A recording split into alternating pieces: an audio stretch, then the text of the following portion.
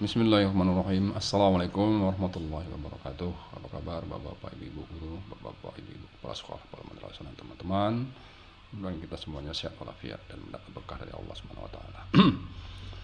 Bapak-bapak, ibu-ibu kepala sekolah, kepala madrasah dan bapak-bapak, ibu guru, agar sekolah madrasah kita dapat berkembang atau maju, maka hendaknya sekolah madrasah itu yang pertama harus melakukan namanya identifikasi berbagai permasalahan atau kelemahan sekolah madrasah kita.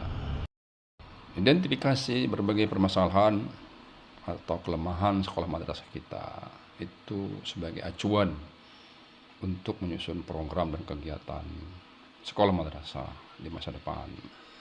Nah, ini pun juga bertujuan untuk melakukan refleksi, kilas balik terhadap apa yang sudah pernah kita lakukan sebagai bentuk pemahaman yang mendalam terhadap berbagai program dan kegiatan yang sudah pernah kita lakukan. Inilah langkah yang penting yang sebaiknya dilakukan oleh kepala sekolah atau madrasah maupun oleh bapak dan ibu guru. Tapi kebanyakan langkah ini tidak dilakukan oleh sekolah madrasah, padahal ini merupakan langkah penting yang perlu dilakukan supaya sekolah madrasah kita berkembang. Berbagai persoalan, permasalahan maupun kelemahan sekolah madrasah kita itu yang berbasis data. Jadi permasalahan dan kelemahan itu tidak yang kita tebak-tebak atau karang-karang, tapi berbasis data.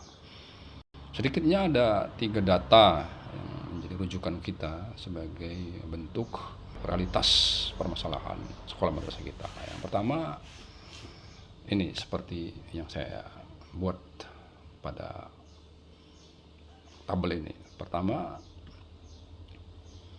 rapor pendidikan.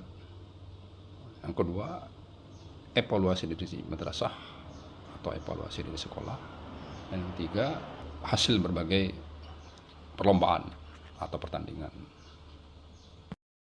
Ya, mari kita lihat bapak-bapak, ibu kepala sekolah, kepala madrasah, tabel berikut ini. Misalnya contoh masalahnya adalah kemampuan literasi siswa kurang dengan angka 31,11%. Ini data real yang diambil dari rapor pendidikan misalnya. Yang kedua, kemampuan numerasi siswa juga kurang dengan angka 22,22%. Ini juga datanya dari rapor pendidikan. Yang ketiga, kualitas pembelajaran nilai sedang dengan angka 58. Ini pun masih data dari rapor pendidikan. Yang keempat, budaya guru melakukan penyiapan, pelaksanaan, dan penilaian atas proses pembelajaran nilai kurang dengan angka 40,0. Nah, ini di EDM acuannya, evaluasi di sekolah atau madrasah. Dan sebagai contoh ini satu lagi, kegiatan lomba kompetensi sains madrasah atau KSM di madrasah, kalau di sekolah berarti OSN, Olimpiade Sains Nasional, memperoleh juara harapan 1. Ini data real juga, hasil dari pengumuman SM tingkat kabupaten.